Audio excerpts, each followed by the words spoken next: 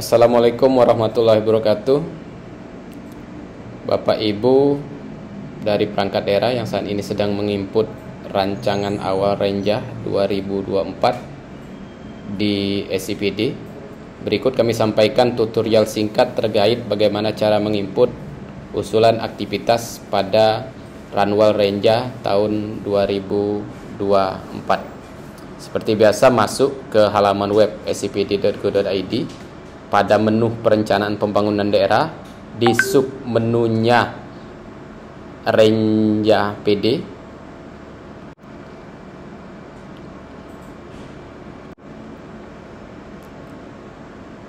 nanti login menggunakan usernya inputor perangkat daerah.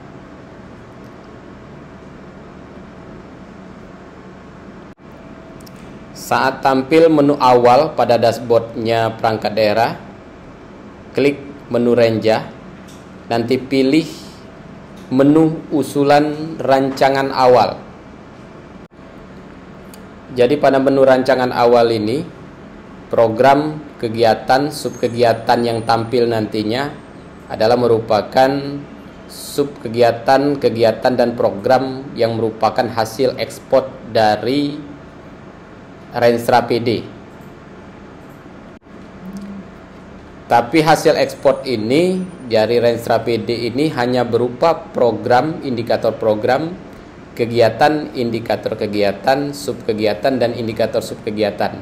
Jadi tidak termasuk dari usulan-usulan rincian aktivitas yang nanti akan kita inputkan di tahapan penginputan usulan Ranwal. Jadi di halaman depan ini nanti akan tampil bidang urusan yang diampu oleh perangkat daerah. Jadi klik bidang urusan, misalnya kalau Bapeda, bidang urusan perencanaan. Nanti akan tampil daftar program perangkat daerah. Klik salah satu program.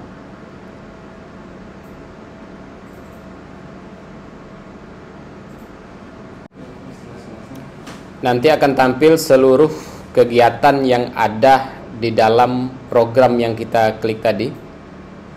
Berikutnya klik lagi kegiatan, pilih salah satu. Setelah tampil kegiatan, subkegiatan yang ada di dalam kegiatan, silakan klik lambang mata yang ada di samping masing-masing baris subkegiatan. Nanti akan muncul indikator subkegiatan yang merupakan hasil tarian dari Renstra yang sebelumnya sudah diekspor ke tahapan Ranwal. Silakan di baris indikator subkegiatan klik tanda plus untuk menambahkan usulan aktivitas. Nah, ini form untuk input usulan aktivitas. Biasanya dalam satu subkegiatan biasanya ada lebih dari satu aktivitas. Jadi pengertian aktivitas di sini adalah aktivitas itu adalah serangkaian pekerjaan yang nantinya akan dilakukan dalam rangka untuk merealisasikan target output dari subkegiatan. Nah, pada form input usulan aktivitas ini nanti ada pilih isu. Nah, isu ini merupakan isu strategis Kabupaten Musi Banyuasin tahun 2024 sesuai dengan yang sudah tercantum dalam arah kebijakan. Silakan pilih salah satu. Misalnya transformasi digital, tata kelola pemerintahan dan pelayanan publik.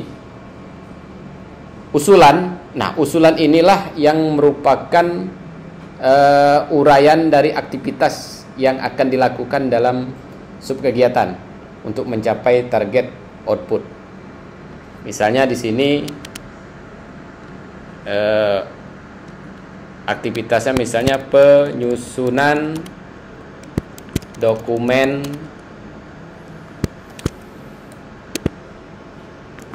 rencana program bla bla bla. Misalnya di dalamnya, misalnya kita buat ini penjelasan lebih lanjut dalam tanda kurung, misalnya sini misalnya lembur, misalnya biaya lembur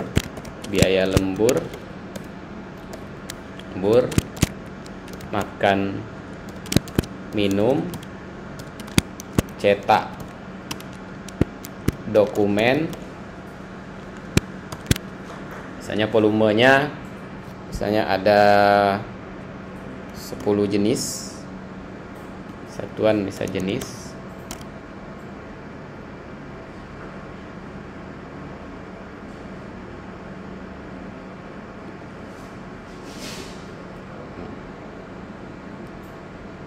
Ini sumber dana ini pilih sumber dana yang berkesesuaian dengan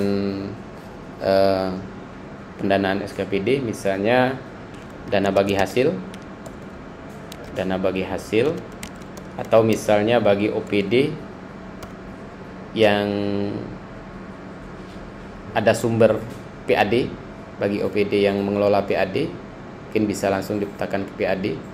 Bagi gaji mungkin untuk yang kegiatan yang untuk pembayaran gaji bisa ke dana alokasi umum. Terus lokasi ini pilih lokasi di mana aktivitas ini akan dilakukan. Misalnya kalau penyusunan dokumen itu dilakukan di kantor, ya mungkin alamat kantor yang kita klik. Detail lokasi misalnya kantor Bapeda Kap Uba. Oke.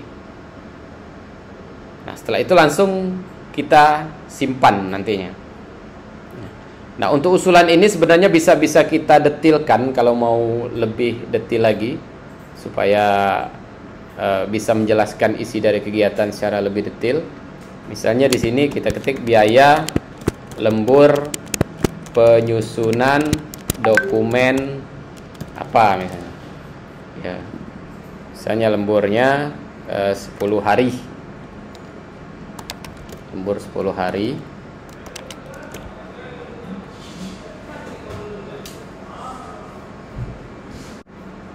Kayaknya biaya lembur 10 hari. Nah, nanti total pagu yang ada di POM ini, yang sekarang kita lihat 0 ini akan mengakumulasi dari seluruh pagu yang kita inputkan di pagu indikatif pada masing-masing sumber dana. Jadi bisa kita tambahkan lebih dari satu sumber dana. Terus kita simpan. Nah, nanti usulan aktivitas yang kita inputkan itu akan muncul di bawah indikator subkegiatan. Nanti pagu dari subkegiatan nanti akan mengakumulasi dari seluruh pagu aktivitas yang kita inputkan. Nah, ini. Begitu seterusnya kita tambahkan sesuai dengan rencana aktivitas atau pekerjaan-pekerjaan yang akan kita lakukan yang merupakan isi dari rencana subkegiatan. Nanti misalnya ada 10 aktivitas dalam subkegiatan, masing-masing aktivitas itu 100 juta, maka ada nanti 1 miliar nanti pagunya akan mengakumulasi. Begitu juga untuk misalnya kegiatan-kegiatan fisik. Jadi aktivitasnya mungkin berupa paket-paket pekerjaan yang direncanakan. Nah, pada subkegiatan ini selain mengisi aktivitas, kita juga diminta untuk mengisi data dari subkegiatan. Jadi klik menu edit pada baris indikator, nanti akan muncul POM capaian N-2, N-1, target N+1. Jadi di sini ada 4 tahun capaian dan target yang kita inputkan.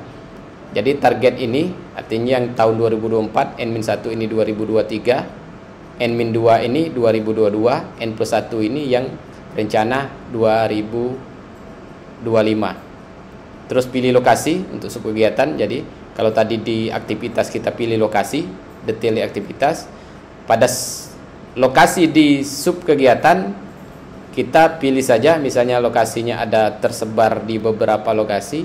Mungkin secara umum misalnya lokasinya tidak terpusat di satu desa atau satu kecamatan, kita pilih saja lokasinya Kap Musi Banyuasin. Detail lokasinya misalnya lokasinya berada di